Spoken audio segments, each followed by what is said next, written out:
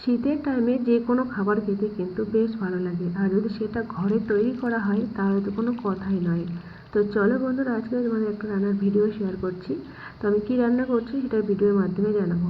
তো আমি রান্না করবো চিকেন আর আর চালের গুঁড়ো দিয়ে আর রুটি বানাবো।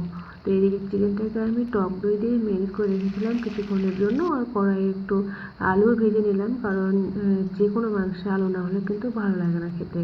তো এদিকে পেঁয়াজটাও দিয়ে তারপর এখন মশলাটাকে কষিয়ে নেবো মশলা দিয়ে। তো মশলা আমি ব্যবহার করেছি আদা, কাঁচা লঙ্কা আর একটু রসুন দিয়েছি আর একটু জিরে। তো এখন ভালো করে মশলাটাকে কষিয়ে নিয়ে তারপর পরিমাণ মতো লবণ হলুদ দিয়ে আর ম্যারিনেট করা চিকেনটা এর মধ্যে দিয়ে দেবো।